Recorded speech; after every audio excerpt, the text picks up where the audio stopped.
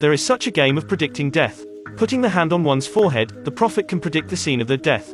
For example, some people will suffocate to death, some people will drown to death, and some people can't even imagine the way they die. As people around are casting the spell, the player's body also floats. The game seems ridiculous, but these 5 girls don't believe in heresy, so they play the floating game in a cemetery. The first one who tries the game is Olivia. The prophet presses her head and predicts that Olivia will be sitting in a red car. Popular singers' songs will be playing in the car, and then the car will collide head-on with a truck on the highway. When the police come to investigate the crime scene, her body has long been badly mangled.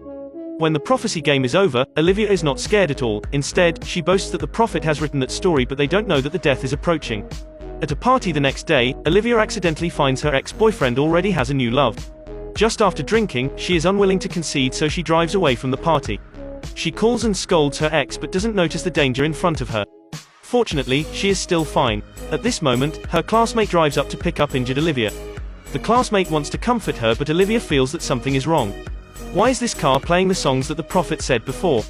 What makes her even more scared is this classmate's car happens to be red. We are going to collide. We are going to die. Stop the car. Stop the car. Olivia died. Her sister are all terrified, not only because her death method is exactly the same as the predicted scene, the more important is because the person who has predicted the death that night is not only her. Her sisters begin to doubt if that game is real, but they change their minds. The scary thing about the game is not the floating but the prophet Violet, because all the predicted scenes all come from her mouth.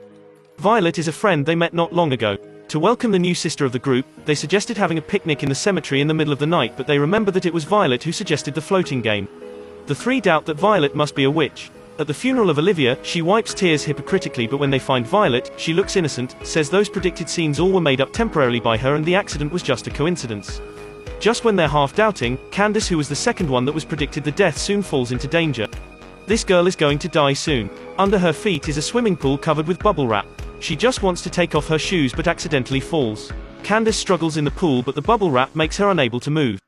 When she is rescued, she has already lost her breath, and how she died is exactly the same as what Violet predicted that night. People who are still alive are only Alex and McKenna. They question Violet again, but she still denies it. If they don't find a way, their lives are also in imminent danger. Therefore, while Violet is not at home, they let their boyfriend sneak into her room. The boyfriends rummage around, find a strange diary and open it. They are full of different death predictions written in the diary, and scarier is they also find a receipt from Candace's spa center in the drawer, and the payer was Violet. As they guessed, Violet is really hiding secrets. To make Violet tell the truth, they hit her to faint while she isn't paying attention, then tie her to a chair, threaten her if she doesn't tell the truth, they will burn the diary. Under their alternate intimidation, Violet has to confess everything. 2 years ago, Violet at that time was still a naive and cute girl. At a party, she played the floating game with her boyfriend, but later the people who played the game died one after another. Violet and her boyfriend felt bad, went to find the prophet at that time. Under their question, the prophet suddenly cried, said she was forced to do those things. After crying, she immediately changed her expression and told the two to leave.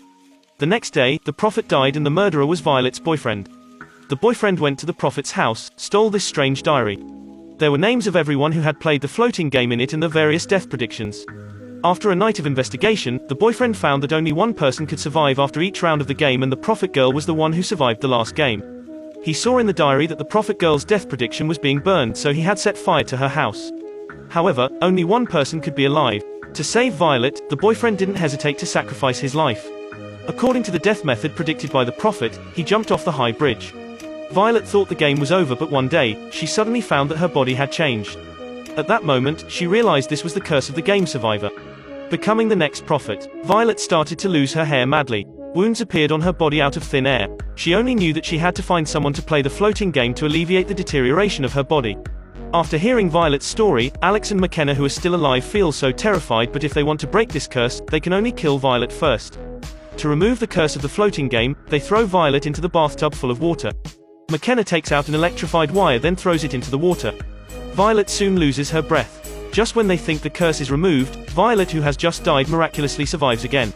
She shows a weird smile. Alex and the others are frightened. Now they understand that Violet is a prophet, is already immortal. They can only kill her according to her own death prediction that she can really die. However, they really don't know what Violet's exactly death prediction is, because before her boyfriend jumped from the bridge, to protect Violet, he had torn the page of Violet's death prediction from the diary, so the person who knows how she will die is only Violet herself. Having no choice, McKenna can only beg Violet to tell them how to remove the curse.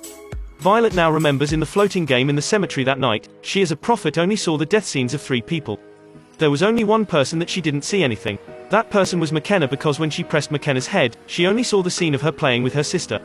McKenna also feels weird because her twin sister had died a few years ago, but since that game started, she often has hallucinations, sees her dead sister scares her. Violet doubts McKenna's sister is the key to remove the curse. She suggests that they have to play the floating game again to find the way.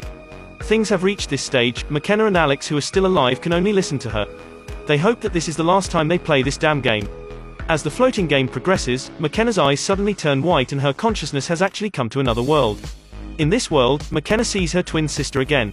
The sister holds McKenna's hand, her arms start to darken gradually, and Violet in reality also feels her body seems to be gradually recovering. Now they understand that the floating game can open the door to another world, and the twins' telepathy makes McKenna and her sister be connected. This explains why in reality McKenna can often see her sister. The sister didn't scare her, but she wanted to save her. Now, to save McKenna and the others, the sister uses her ability in another world to transfer McKenna's curse to herself through her sister.